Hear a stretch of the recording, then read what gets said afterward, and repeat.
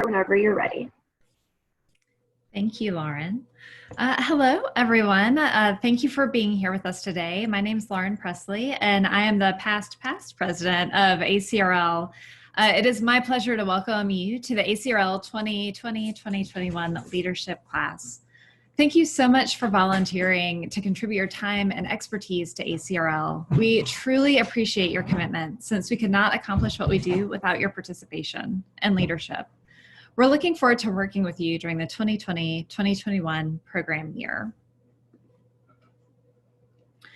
Our desired outcomes for today include: 1, giving you an increased understanding of ACRL as an association and division of ALA, so that you can have a better understanding of how we work together. 2, we want you to understand the expectations for you as part of the 2020-2021 leadership class. And 3, we want you to know how to get things done in ACRL.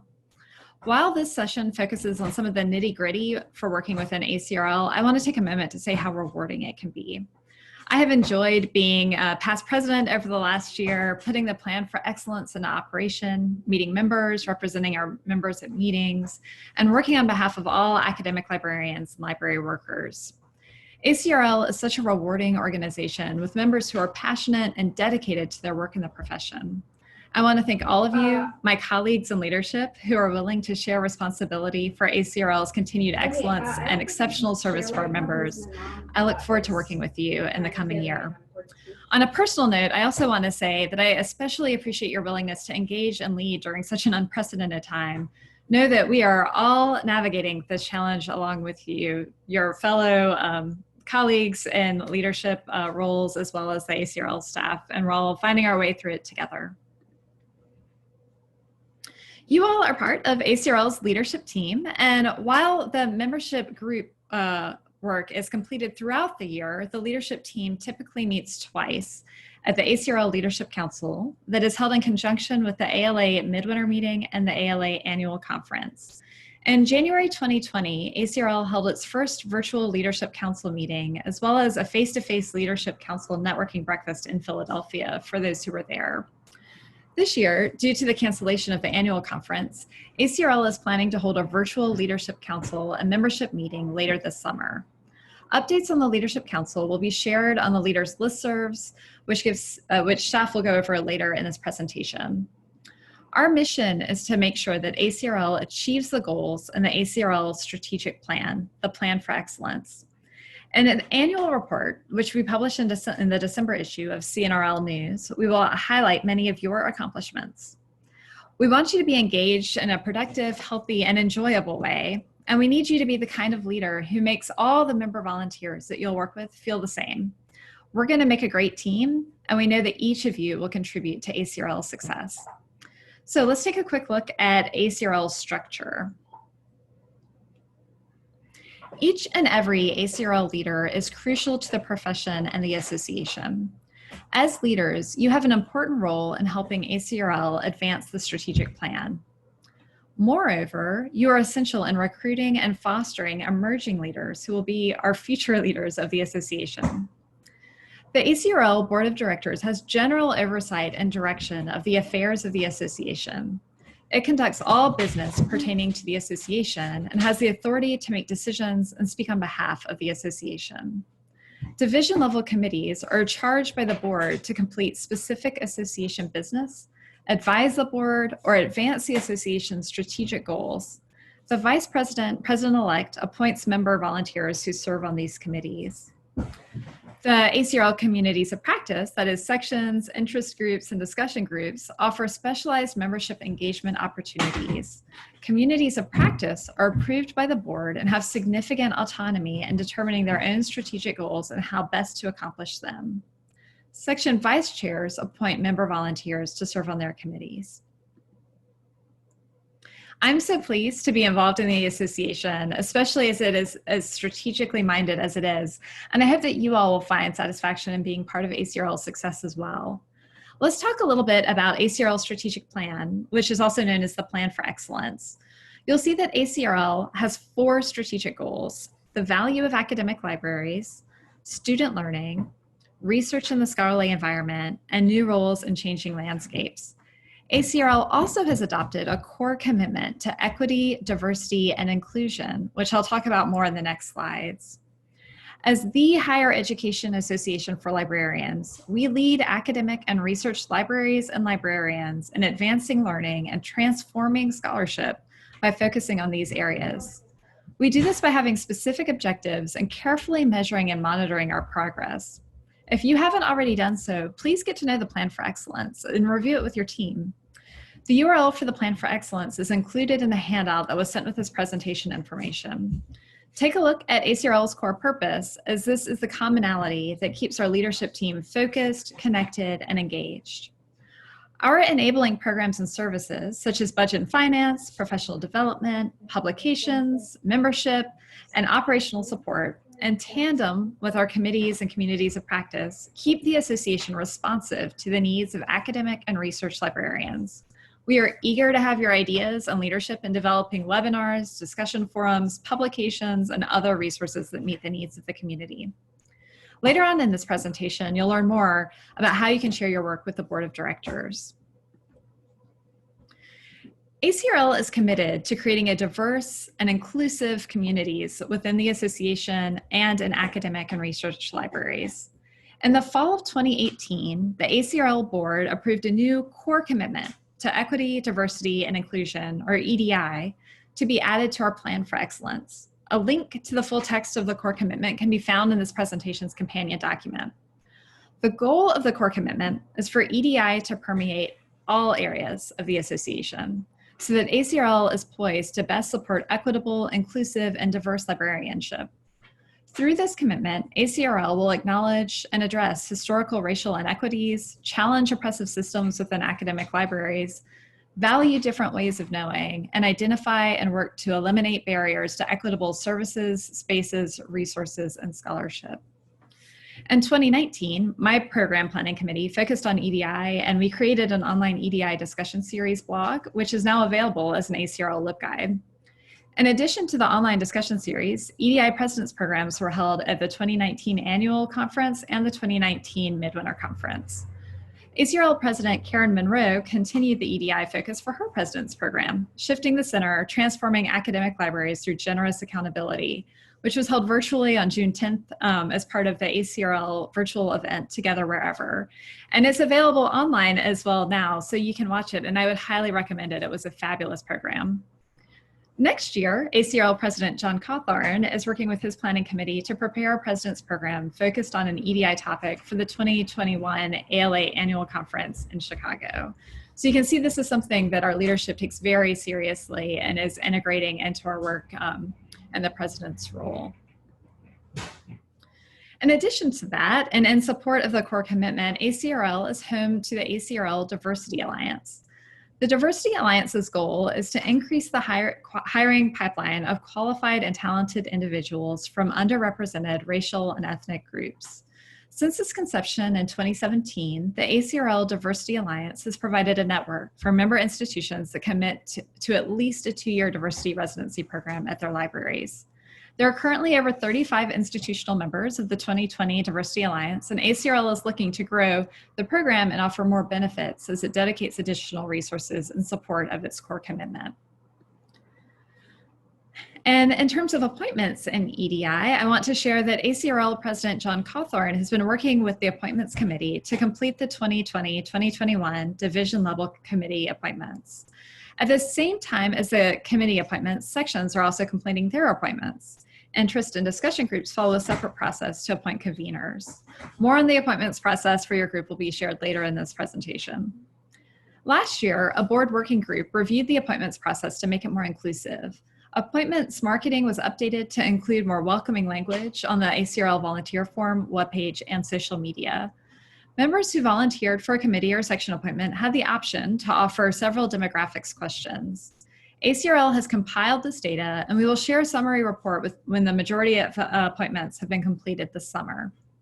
ACRL will continue to include optional demographics questions so that we can better understand and work to make the appointments more and more inclusive. And with that, next we'll hear from the ACRL Interim Executive Director, Kara MALENFANT. Kara? Thanks, Lauren. Hi, I'm Kara MALENFANT. I've been a staff member at ACRL for 15 years, was a librarian before, and now I'm the interim executive director. I should note the interim means temporary, and so there will be a permanent position posted, we hope, in August. So maybe even one of you will have an interest in moving from being a member leader to being a staff leader, so keep your eye posted. Before I get into talking about the relationship between ACRL and ALA, I want to address something that I know is on all your minds, and this is the upcoming switch from SIMPA email lists to using ALA Connect communities. So that's a process that's undergoing, and I want to assure you that you're among one of the first groups in ALA who's going through that process, and we're very much using this as a learning activity to try and sort out some of the wrinkles, to try to make sure that we get it right. And we're eager to do what you need to do to have these lists work well for your communities. So together with Associate Director Mary Jane Petrowski, we're having another round of conversations with ALA IT and ALA membership and ALA communications to make sure that we're all on the same page about what can be done, what can't be done, and how all of that will work. So rest assured, we're hearing your concerns and we're taking them seriously, and we're going to try to sort out what might actually be possible that we didn't know was possible, and what it would take to see some of the changes you want to see made. So with that, let me go ahead and just echo what Lauren has said, in that I'm just so happy to know that you are all willing to take on this leadership role, especially during these really unprecedented times. I want to talk with you a little bit and give you some background information on how ACRL and ALA relate to one another. So the structure of ALA, as codified in its operating agreement, is unique among American associations. ALA is one association. It is one legal entity with indivisible assets, a single set of uniform administrative, financial, and personnel policies and procedures. It also is the home for divisions like ACRL, which have their own strategic plans, separate boards of directors elected by division members, their own executive directors and staff, and responsibility for generating revenue to support division staff and to carry out their programs. ACRL was the first division of ALA from 1940. It's the largest, and we have many different member groups like interest groups, discussion groups, sections, all their committees, and also 44 separately incorporated chapters in regions across the US. But in the eyes of the IRS, ALA is a 501c3, one single legal entity, which means we are a charitable educational nonprofit for the public good. So we're not classified as a professional association. What does that mean? It puts some limits on the amount of lobbying and political activity. And what this means in particular is that we can't have any political speech, which is defined as supporting or opposing candidates for public office. So this will be something you'll need to keep an eye on for your various group lists, especially as 2020 is a federal election year.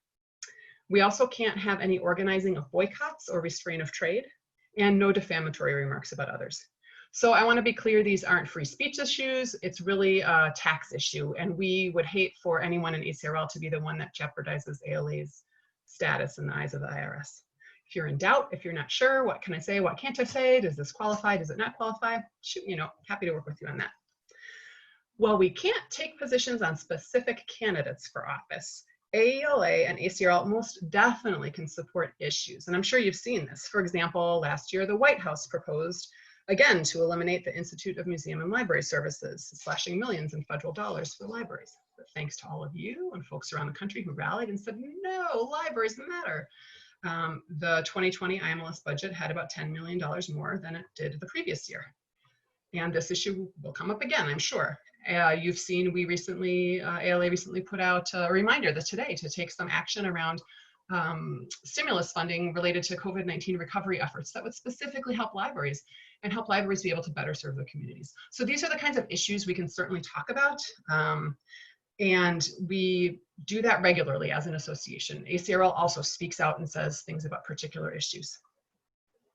So I'd encourage you to visit the ALA website to find out how you can be a library advocate and better understand the kinds of issues that matter on the ALA agenda and ACRL's legislative agenda. All right, let's talk just for another minute about that financial relationship between ALA and ACRL. As I said earlier in the operating agreement, the ACRL budget must be self-sustaining. This means we do not get direct financial support from ALA. So it's not like a library that gets an allocation from the university. Instead, ACRL has to generate all of its own revenue. So how do we do that? We do that through membership dues. We do that through registration for our conference. We do that by selling books. We do that through classified ads, job list, advertising revenue, sponsorships. All of those kinds of things cover our expenses. All the programs we're able to offer to members, all the awards we're able to give, and all the salaries of staff.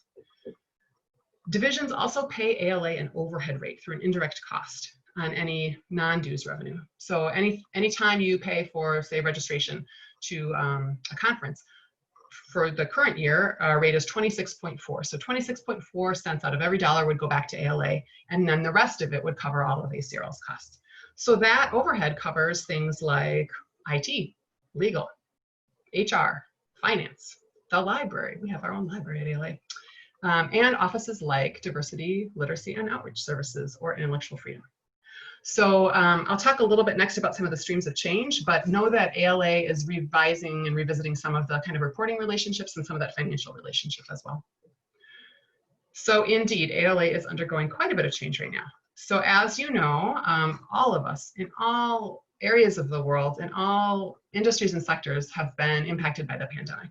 And for ALA, this meant canceling the face-to-face portion of the ALA annual conference. For us at ACRL, it also meant canceling our RBMS, Rare Books and Manuscript Section Conference, our Information Literacy Immersion program this summer, and all of our roadshow traveling workshops.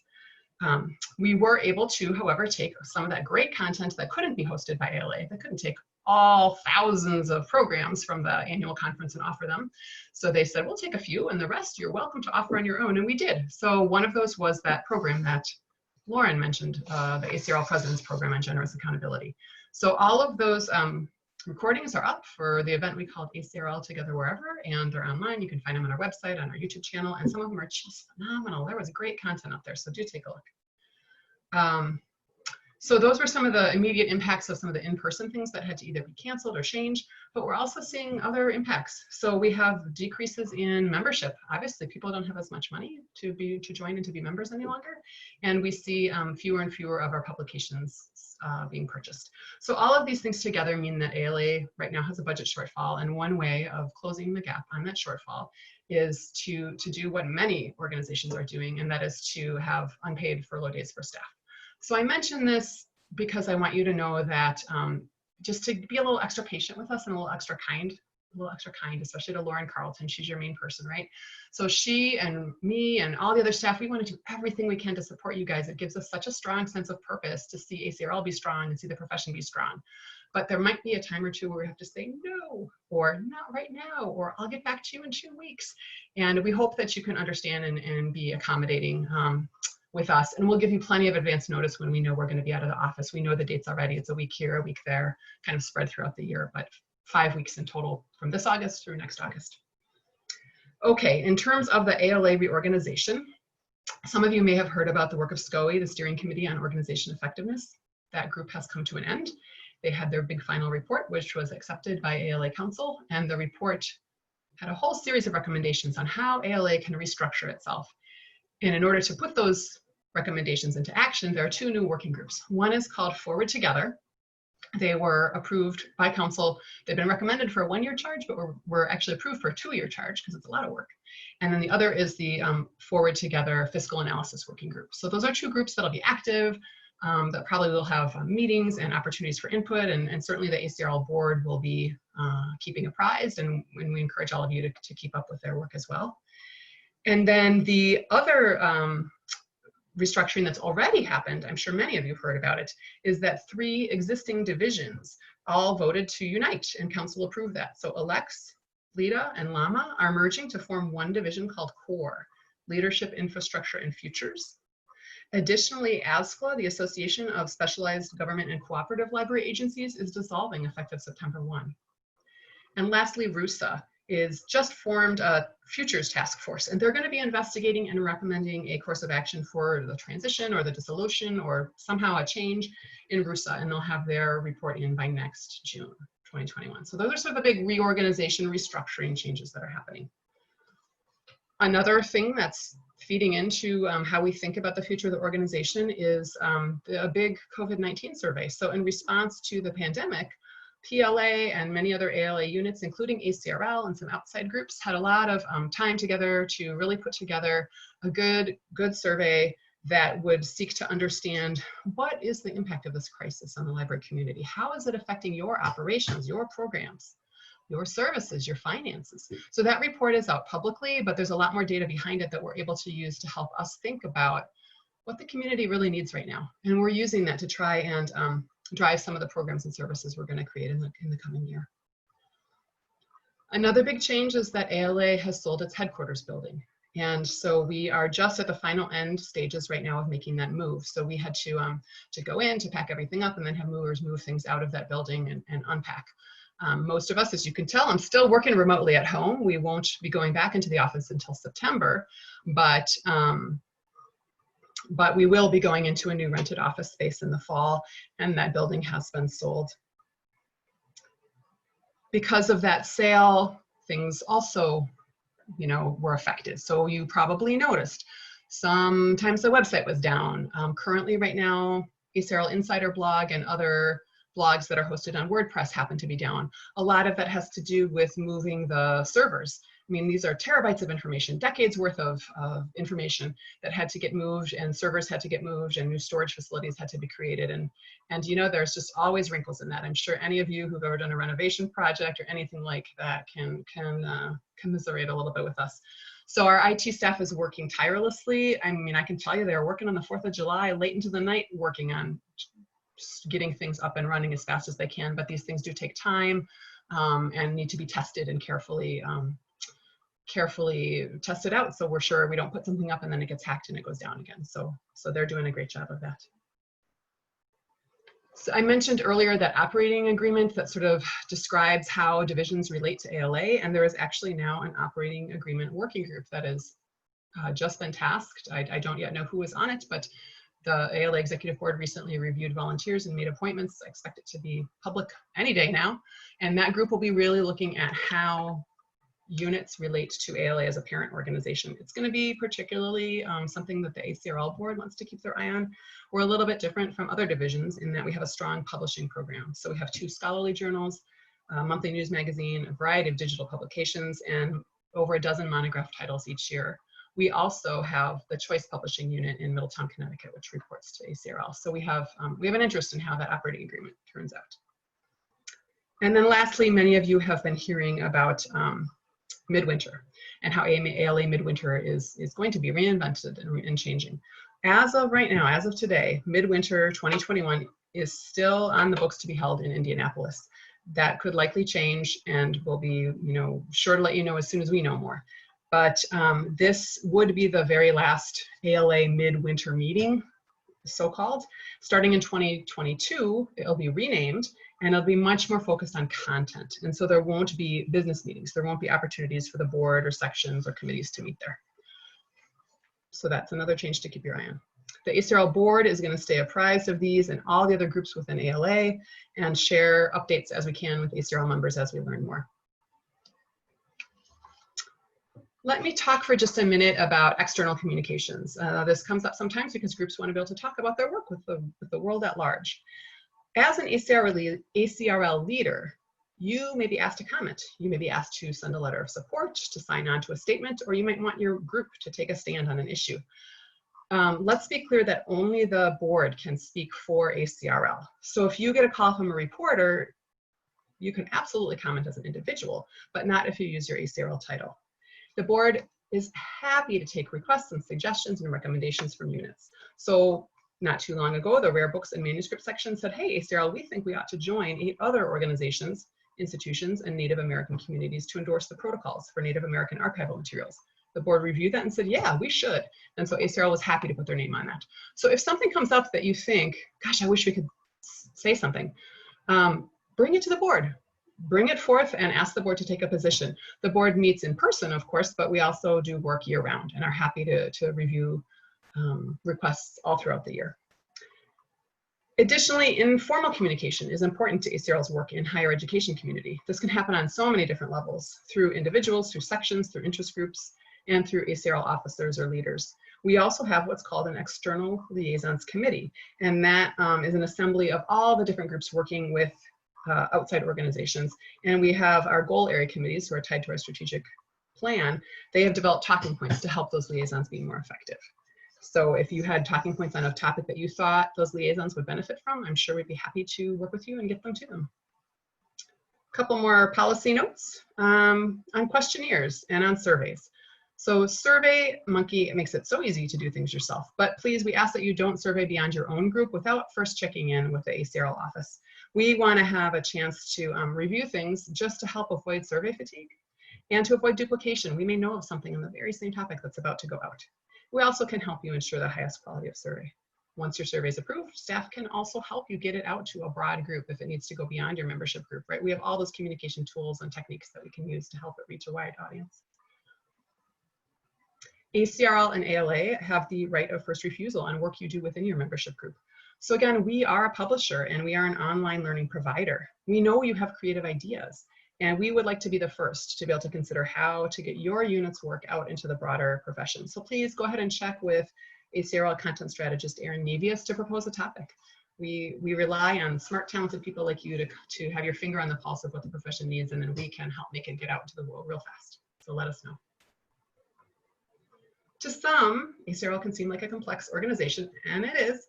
We do have many committees, we do have many communities of practice, but we're all really working together towards ACRL core purpose and key goals. As an ACRL leader, you really have an opportunity to help connect members in your community with a larger ACRL group and help them understand the big picture, feel connected, and feel part of this wonderful and diverse community. It's a good idea for you to keep up with items that the board is discussing and that's happening at the ACRL level. And there might be times when you yourself need to work with the board. I mentioned one before, but let's look at a couple others. So the protocol for Native American materials was one example. Here are a couple of others. The ACRL board approves any new awards or any changes to award criteria. The board also approves standards and guidelines developed by committees or task forces or communities of practice like yours. The board approves changes to division level committee charges, and the board is the one that creates or renews or dissolves a section, an interest group, or a discussion group. So if you want the board to take an official action like that, we have a board of directors form, and I'm happy to work with you. A link to that is included in the handout to the presentation. And just ask your staff person for help. How do we get this done? We need to take something to the board, help us make that happen. We're happy to do that. We'll communicate deadlines for you well in advance. And we like to give the board plenty of time. You know, we don't ask them for a day, right? We like to give them a little more time to consider an issue and take action on it. All right, so we want to make sure you know how to communicate with people in your group if you don't already. ACRL's web-based directory of leadership provides contact information for members of your membership group, and that information is only visible to ACRL members to protect your privacy. You can log into the website to see the full rosters of the committees and whatnot. So we give you that as one point of information. And then lastly, I just wanted to say that you will be invited in the near future to an ACRL Leadership Council because you are now part of ACRL's leadership class. And we are going to, we use this time for all kinds of different things, but this Leadership Council will be a chance to continue working towards racial equity. And we're working right now on finalizing who the facilitators will be and how that will drive the date determination. But we'll let you know about that, how you can join, how you can RSVP, and all those things. So with that, I'm going to hand it over to my colleague, Mary Jane. Thank you so much, Kara, and welcome everybody. I'm Mary Jane Petrowski, and I'll be with you for the next few minutes, reviewing some important deadlines, budget information, and development opportunities for your group. So you don't have to write any of this down because we will make sure that you have abundant notice of all upcoming dates and deadlines via discussion list called Communities of Practice Assembly, and you've all been subscribed to this list as new leaders. And when you go off, we'll take care to unsubscribe you. As new conveners, you will be able to access the ALA Connect community for your executive committee. Well, that would have happened on July 1st. So just be aware that your access to your area is linked to your appointment term. And we always extend your access by a couple of weeks every July so that you can wrap up any business that you have. And since we're all meeting virtually today, and frequently, just a reminder that ALA has an open meeting policy, and this applies to virtual meetings. So what this means is if you plan to hold a meeting, we ask that you give 10 days notice in ALA Connect, and then follow up with the agenda and the minutes, and send those to your staff liaison as well. Minutes don't have to be a big deal. We're simply suggesting you think about including meeting highlights, summaries, any key actions or decisions you made, and most importantly, next steps, so that we can all be clear and recall who is responsible for doing what by when. And I'll flag this for all the interest group conveners we have with us today. The outgoing convener will be responsible for completing what we call the Plan for Excellence Implementation Report. These are due on July 17th. And what we do, we collect information because we want to know what your interest group may have done to advance any or all of the goal area in the strategic plan. And then the board looks at these reports to kind of assess our collective progress on the Plan for Excellence. And they always read these in connection with meetings that they have coming up in the fall.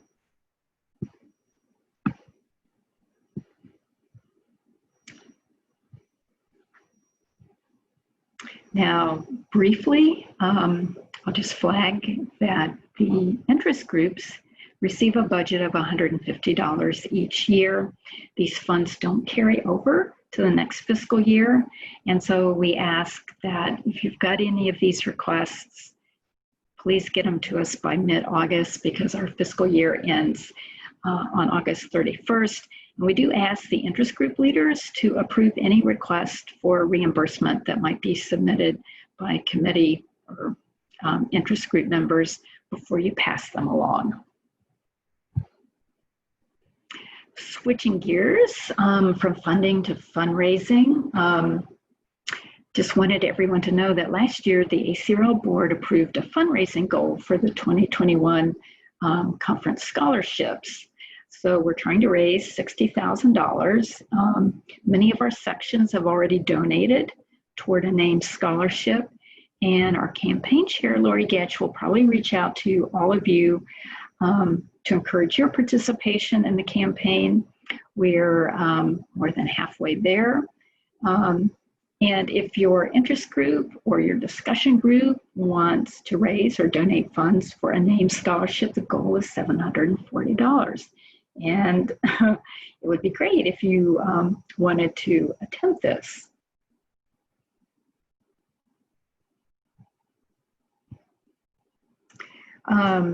Turning to awards, on behalf of our 14 award committees, we'd like to flag the first Friday in December as our big awards deadline. So we have many awards in our division, and it's nice to have nice pools. And so we look to you as leaders in the association as being uniquely positioned to identify colleagues who are deserving of recognition.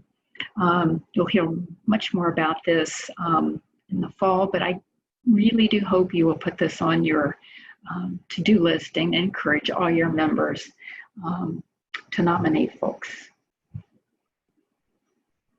And again, this is an item for our interest group conveners. We do collect membership statistics and make them available to you each month. We can tell you, so you can see the number of new members, reinstated members, your renewing members, your drop members, and your staff liaison, Lauren Carlton, will be sharing those with you And generally, they're available by the second or third week of the month. But please bear with us because during the COVID, working from home and the move, we've gotten a little behind on that score, but I'm confident we will catch up. So ACRL offers several types of online learning, and I just want to describe these for you because there's an opportunity for interest groups and discussion groups with regard to one of them. First of all, we offer e-learning. We call these our e-learning offerings, and these are really focused on practical topics and issues. They can be webcast or multi-week online courses. We review proposals and we approve them. So when you see the call, and if you've got an idea, you can contact our manager for professional development, who's Marco Conahan. She'd love to hear your ideas and can work with you on this. But most of interest, I think, for you would be to think about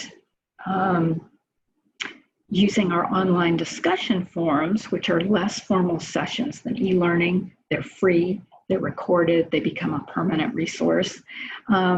So if you're thinking of holding a discussion forum for your members, we'd love to bring that into the fold and make it visible to a broader audience. So we have a simple form that will give us some details. We use Zoom for the virtual forums.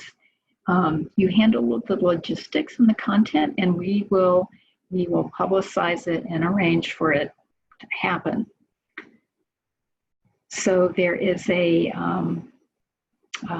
a request form in what we call our virtual meeting libcal that you can use. And then I just want to make sure everybody knows we have ACRL Choice webinars. These are free presentations on current topics of interest. These are also archived. And this would be a good resource to publicize to your new members.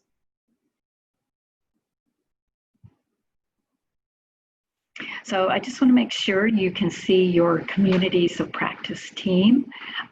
Just so you know, Megan Griffin works with our sections, and she's currently on leave this summer, and we're filling in. And so she works with that group. And then Lauren is the staff liaison to interest groups, discussion groups, and also our chapters. And she's also one of our resident virtual meeting experts, and glad she's helping us with the meeting today.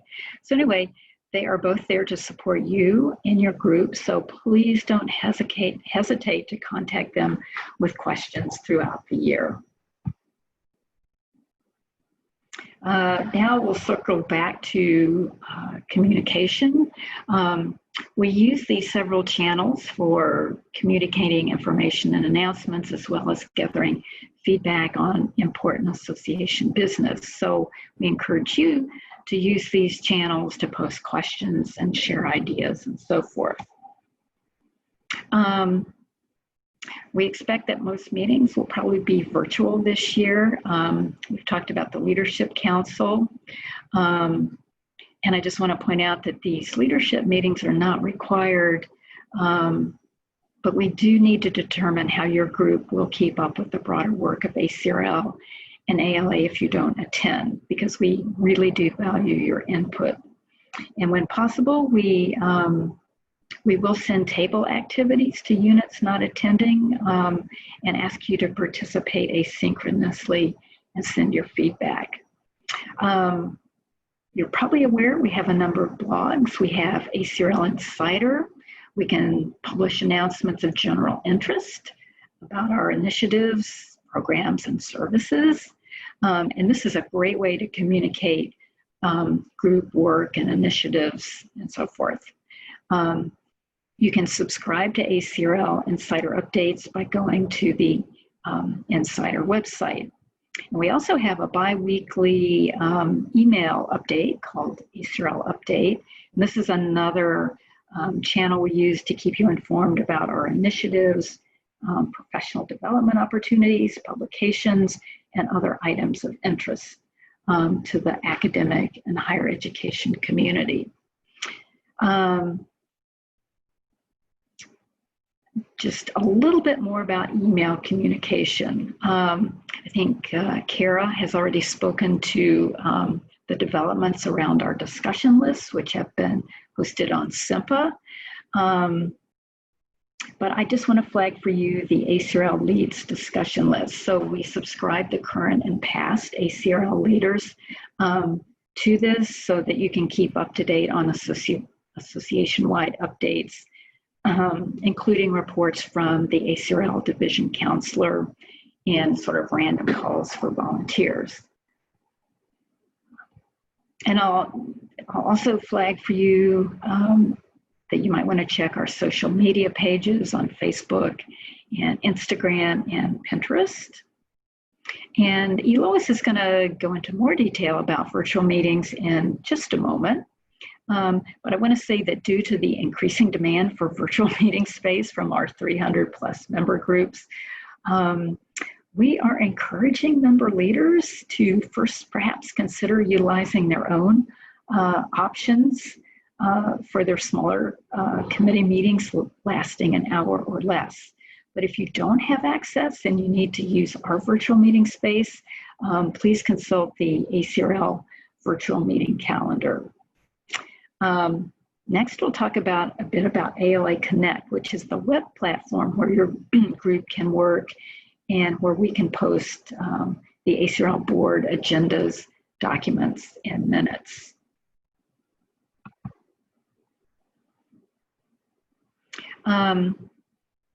So you can use ALA Connect as a repository to store your documents for future committee members and things that you want to keep and transmit sort of for successive members and leaders.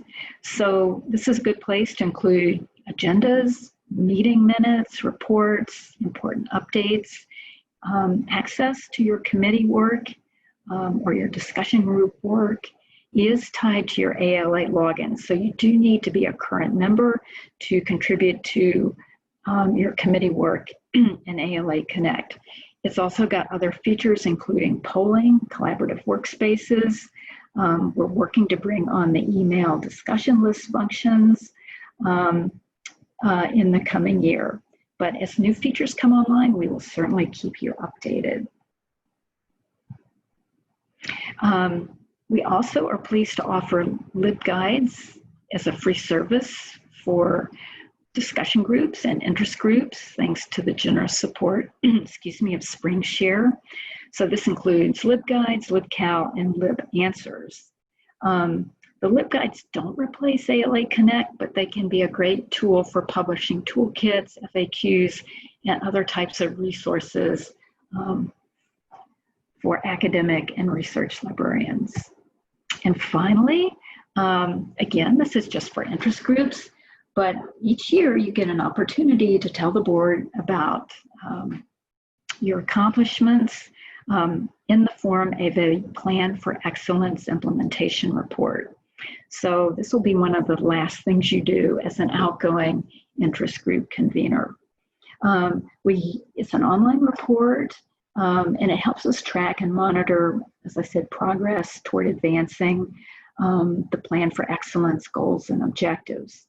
And your group activities really do figure into this. And the board realizes that interest groups and discussion groups provide a niche home for members. And so this form will include an area for all COPA units to report on any important activities that might fall outside the scope of the plan. So anyway, the deadline's always mid-July, just after annual.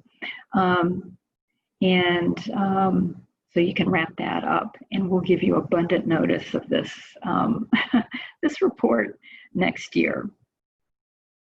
Because we send these details out in May to give you plenty of lead time. So you might want to just start thinking about how to best track your group activities throughout the year so completing the report will be pretty easy next July. And now, since I'm losing my voice a little bit, I'm going to pass things over to Elois, who will talk to you a little bit about meetings. All right, welcome everyone and good afternoon. My name is Elois Sharp. I'm an ACRL program coordinator, and I'm going to talk to you today about the virtual meeting process and face-to-face meetings at ALA conferences. There are many ways to serve the professional development needs of our members, including articles, standards, web resources, and pre-conferences. We encourage you to consider an annual conference program for next year. The ACRL Professional Development Committee oversees the annual conference program process for ACRL.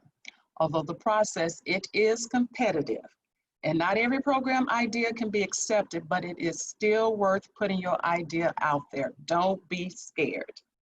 Currently, ALA provides about 20 program slots to ACRL at each annual conference. And the ACRL interest groups and individual ACRL members can submit proposals for annual conference programs. Proposals will be evaluated in the same way using the same selection criteria. Consider making the investment and submit your proposal. Now, the 2021 program proposals are due late August of this year, and notifications will be issued in October of this year. The 2022 proposals will be due in August of 2021. And as far as we know, those dates are still the same. You may want to utilize ALA Connect to start discussing your 2021 program topics and possible collaboration with other ACRL units or individuals through a threaded discussion post. And if you have any additional questions, as Mary Jane stated previously, you can always contact Margot Cunningham, or ACRL Senior Program Officer Megan Griffin. They'll be more than happy to assist you. And as Kara has already stated, for the upcoming 2021 cycle, ALA is still planning to meet in Indianapolis for midwinter and in Chicago for annual conference. As of now, ALA will be meeting in Indianapolis for January 2021 for midwinter. And if we learn anything differently, we're going to let you know as soon as possible. ALA Conference Services is exploring new options for future midwinter meetings, and we will keep you updated as more information becomes available. There is, however, no requirement that you meet in person at ALA annual conference or midwinter. Again, let me repeat that. It is not mandatory that you meet face-to-face. But if you're interested in meeting face-to-face, I will notify you of the process and deadlines for scheduling meetings at conference this fall. And when you schedule a meeting, make your meeting request with me. You'll also need to request your AV, such as projector screens and microphones. That is so important because AV is extremely expensive, and you want to get that request in before the deadline. Virtual meetings are becoming more and more popular, and due to this pandemic, it has thrown all of us into a virtual meeting frenzy. So this is an option you may want to consider. But please know, ALA can only provide very limited support for blended meetings. Those are meetings where some people are on site and other people are participating virtually.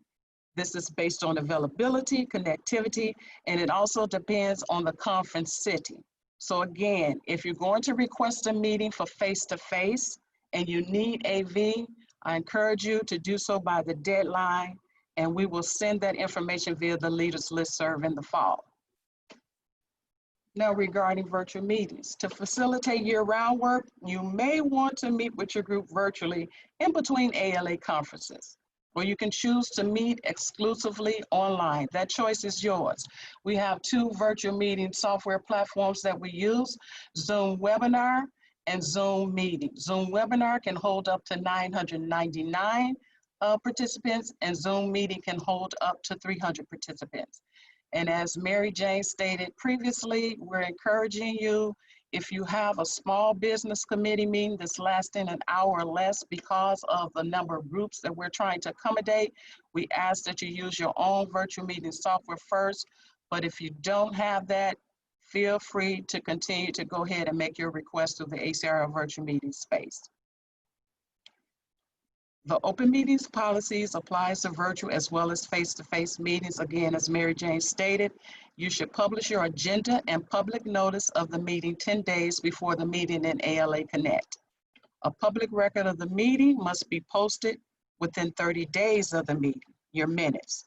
Your minutes do not have to be formal. We're just looking for your major points so they can be posted on ALA Connect. And you should also send those minutes to your staff liaison so that that information can be shared with the board of directors. Next slide, thanks. Now we have heard the concerns of our members because they want to do a good job and we want to assist them in as best as we can. So we have devised, and when I say we, I mean a working group, a team has come up with a best practices document. This document was created specifically with our members in mind to address a lot of their concerns. And due to the times that we're currently living in, with all of us having to make adjustments in our professions and the way we conduct business, I highly recommend that you take some time to review ACRL best practices of virtual meetings. This document, as I stated, was created by the ACRL working team members in March of 2020, and it was approved by the ACRL Board of Directors in April. This document covers areas such as timeline, scheduling, communication methods, picking which software to use, accessibility tools, and for your convenience, you can find this document in several different places. It's on ACRL's website under ACRL Guide to Policies and Procedures, Chapter 8 for meetings. It's on the ACRL Lib calendar page. So when you go to request your meeting, you will see a link to this particular document. And it's also on the ACRL Lib Guide page under ACRL Virtual Meeting Guidelines. So it's in several different places to better serve you.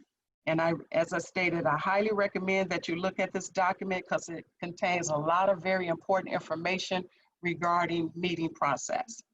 And in addition to that, next slide.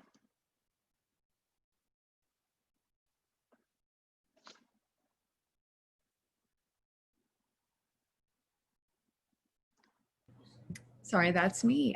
So to wrap up, we have several next steps for you all to think about. First, we want to make sure that your ALA Connect profile is up to date. It's nice if you can add a picture of yourself as well. We'd also like to ask you to reach out and introduce yourself to your interest group or committee, welcome the new members, talk to the outgoing chair to familiarize yourself with the work of the group and to have a sense of what the foundation is that you're building on. And read the Plan for Excellence implementation report and start to think about what you and your section would like to focus on in this coming year. So with those requests, we have a little bit of time left for any questions that you might have. And I guess you could ask via the chat and we will read them aloud and answer them. Thank you.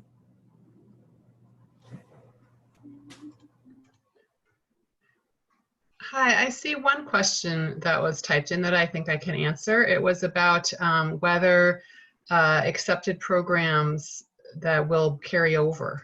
So programs that were accepted for 2020, would those proposals carry over? And the answer to that is no, actually. ALA did offer a virtual conference and much of that content was presented. And then ACRL was told we could do our own virtual event. So we offered all the program planners for those accepted sessions the chance to offer that through ACRL Together Wherever. So you will need to go ahead and resubmit. What other questions might people have? You can go ahead and chat or unmute yourself. That's fine too.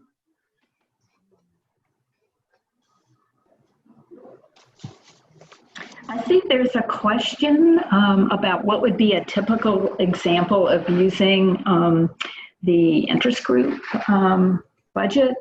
And, it could be for any expense that, an interest group member might have incurred in organizing something, some little project. I know $150 isn't much.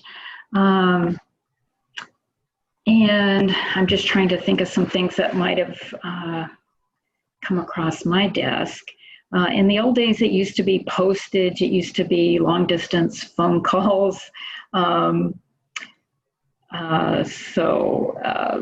ask Lauren maybe if she's got any other examples, but those are some that come to mind.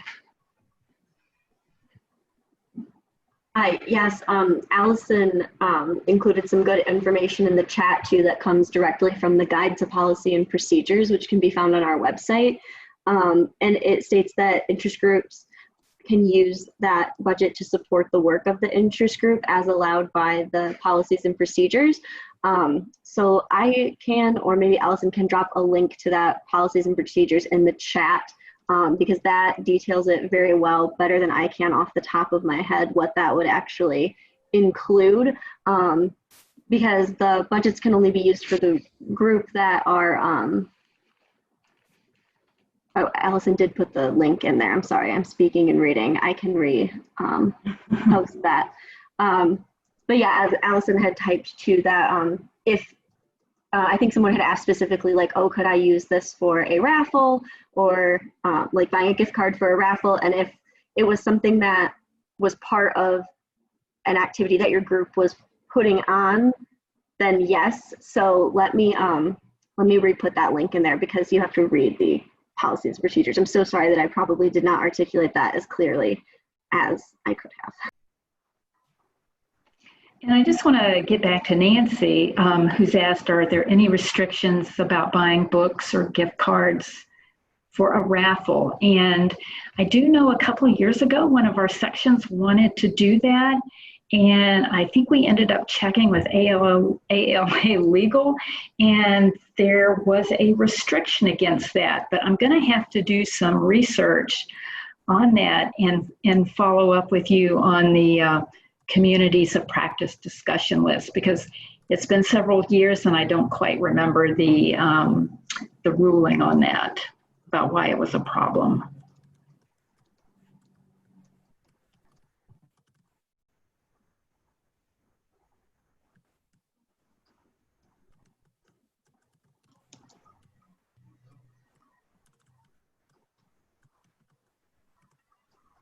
I'm not seeing that many questions, but as a member, and we'll come back to this, but I also just want to take a moment to say that as a member myself, I have found the staff to be incredibly helpful when I've had questions along the way. And I've also found that my colleague members that I can turn to and ask questions have been really helpful in navigating the association. So I would just like to put out there that there's a lot of support both on the staff and in your colleagues who are also members to help navigate things or figure out who the right person is to ask or any of that. And then we had a, go ahead, I do see a question that just came in about the transition from SIMPA to Connect. So I did mention very briefly that you guys are among some of the very first groups to make that transition. So AASL did it in 2019, and now we're starting slowly to work across various groups across the association. So my understanding from ALAIT is that there are some restrictions on like technically how that can work, but then there also are some just practices that we've had with our membership groups that we might need to reconsider. So we know a couple things. We know that IT had a person who was dedicated to working on that SIMPA list software who has left the organization, and we now have a hiring freeze. So we have limited ability to continue to perform the maintenance upgrades and those kinds of things that are required to keep that server up and running. And any of you who have been administering those lists know that SIMPA flags have to get cleared out constantly. There's about 2,000 lists. Some owners don't do it, so that causes lots of problems with the list working or not working. So we really, the ALAIT has really wanted to transition people away from SIMPA to Connect for some time, because Connect supports a lot of this functionality. And I think we want to make sure we get it right. But since you guys are among some of the first groups that we're working with, we need to make sure that we better understand all the constraints from the IT perspective, and then also sort of what precedent setting we might be doing by making a choice that other groups in ALA if is it okay to be consistent or inconsistent, or how would that work? So Mary Jane Petrowski and I are having some conversations with ALA membership, with ALA communications, and with ALA IT to better understand really how we can meet the needs that you've expressed that you would like to see happen in that transition.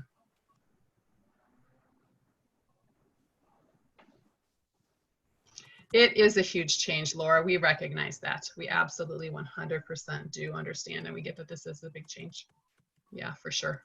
So we're working to see, you know, how fast does the timeline need to be? Can we slow it down? Can we give you better explanation of what the various options are and what the decision points are? How much flexibility do we have? You know, again, being realistic with the constraints that the IT itself offers, and then the human constraints. Some things might be technically possible, but given the amount of time it might take, we might have to see how committed you are and if you're willing to help us do some of the administrative work, the same way that you've been listed administrators in SIMPA. So, you know, we have to have some more conversations and really understand what other options are and give you a better idea. It might take us a week or more, so please understand we are take it really seriously, and we want to do what's best for you, what's best for the members, what's best for the profession. But let us investigate a little more, okay?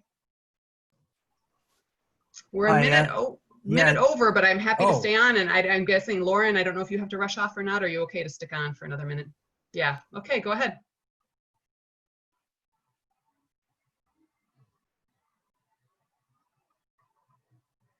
Go ahead and unmute, folks, it's fine. Hi, John here, John Hickok here, incoming convener for International Perspectives. So I'm the one that asked about the listserv. So just a follow-up question. I know the listserv for International Perspectives is large. There's a lot of people on it, but I went into ALA Connect and looked at the people sign up there, and it was small. So I'm worried that if I start sending out new welcome messages on ALA Connect, it's not going to be reaching everybody because everybody's still on the listserv. Yes. So what do I do about that? Yeah, I know that's one of those thorny issues. So the way it works in ALA Connect is it's just bringing over your information from the ALA membership database, right? So if you when you go in and you renew your membership and you check that box, I want to be part of International Perspective, it knows and it grabs it and it throws you into ALA Connect. I don't believe, but we're trying to verify that there's a good way to, like, I'm using non-technical terms here, suck everybody out of ALA Connect or out of SIMPA and just put them over into ALA Connect. I don't know if that's not possible or it's possible, but would require so much time and effort and energy of which we do not have right now, to be quite frank. So we're trying to find out answers to questions just like that so we can give you a better sense of, you know, here's where we're at, here's what's technically possible but not humanly possible, or this isn't even technically possible, or, you know, we're trying to figure out some alternatives, and I want to have another conversation with you. One of the IT administrators even today offered, don't put this on your calendars yet, I don't know for sure that it's going to happen, but he said, wow, people are asking really good questions, and I'm happy to have some kind of an open Q&A session to have a better discussion, to have a bigger discussion with the broader member community. So we have to decide if we're going to take them up on that, how that would look, what that would look like. But I guess I offer that as a way of saying, you know, we're learning and we're wanting to be able to be as adaptive as we can to offer you what you need. And so we're going back, we're bringing these questions back, and we're continuing to investigate and explore. Thank you. Means we don't have firm answers right now, you know, but we're trying.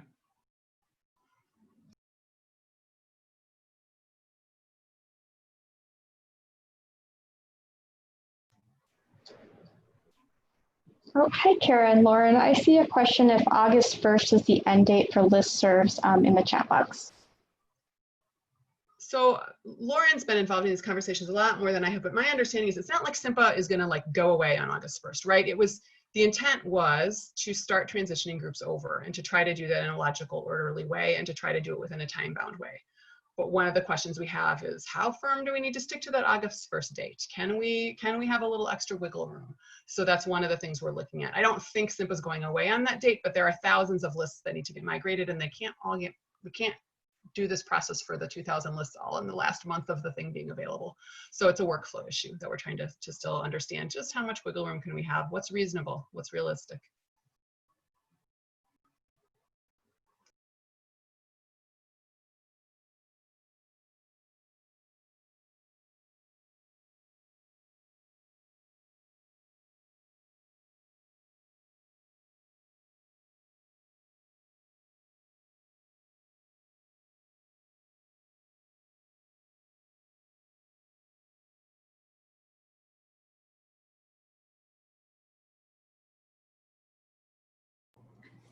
So seeing no other questions popping up, or at least none that I'm noticing or able to see, I want to thank everyone for taking the time to be here today and listen to us work through an awful lot of content. My understanding is this is recorded and will be available later. If you have further questions, oh, Nancy, I see maybe one more question's coming. But while you're typing or pausing, I'll just say we are resources to help you navigate all of this. So continue to seek that out. And Nancy, if you have a question, you could take the mic.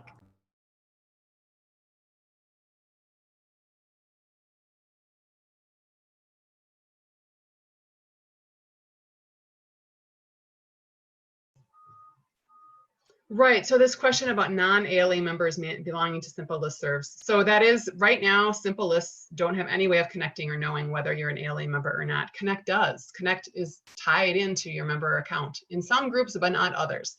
So we need to better understand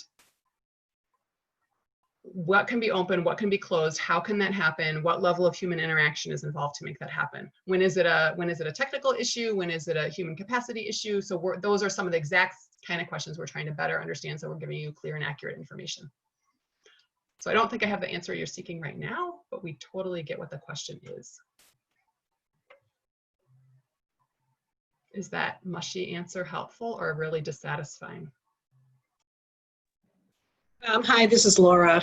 It is helpful. I just want to make sure, because I'm going to be the person who has to send the bad news to what I think are hundreds of people on our list that are not ALA members and won't be joining ALA. Many of them are, you know, internationally based people, publishers, vendors, all kinds of people that, you know, really add to a robust discussion on the listserv and are actually attracting more people. You know, we get more questions. It's actually an attractant to be that, you know, open like that, rather than closing down the thing to just people who are active paid ALA members. So I'm the one that's going to have to do it, but I want to make sure I have it right before I send that message.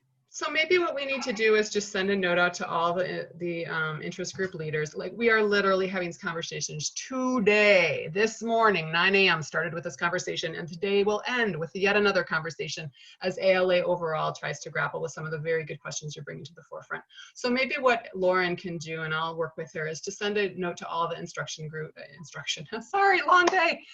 Interest group leaders, Laura, because you're not the only one who has this question, and you're not the only one who has that perspective that having it open is better for all the reasons you stated. So maybe what we can do is just send a note to everyone, because not everybody heard this meeting, and say, just pause for a minute. Just give us a week to get some good answers back to you before you start pulling the trigger and implementing any of this. Yeah, that is so helpful. Thank you very much, Kara, because it's, like I said, for me, it's just another big thing on my plate that I don't look forward to. And I don't want to create any kind of anti-ALA or ACRL sentiment out there, because people are really enjoying the discussion. And so I just don't want to do it.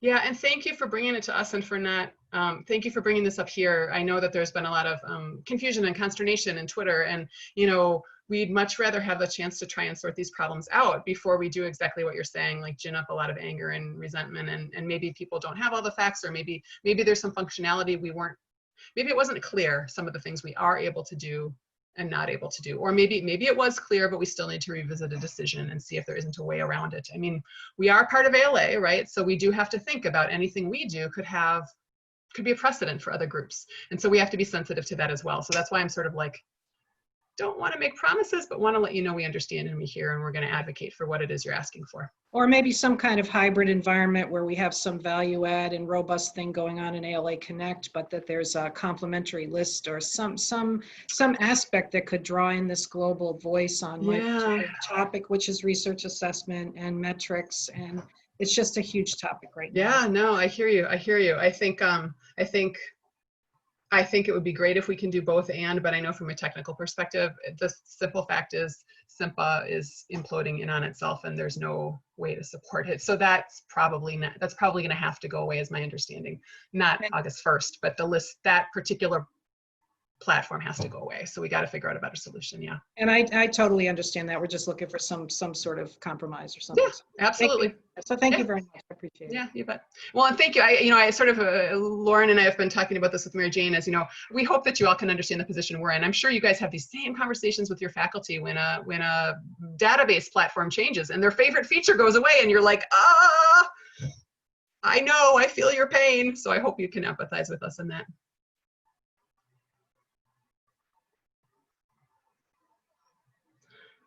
Well, thanks everybody for sticking in there. It looks like we're about 10 minutes over. If there's another burning question, let us know. But thanks for letting us know you empathize. We do appreciate that.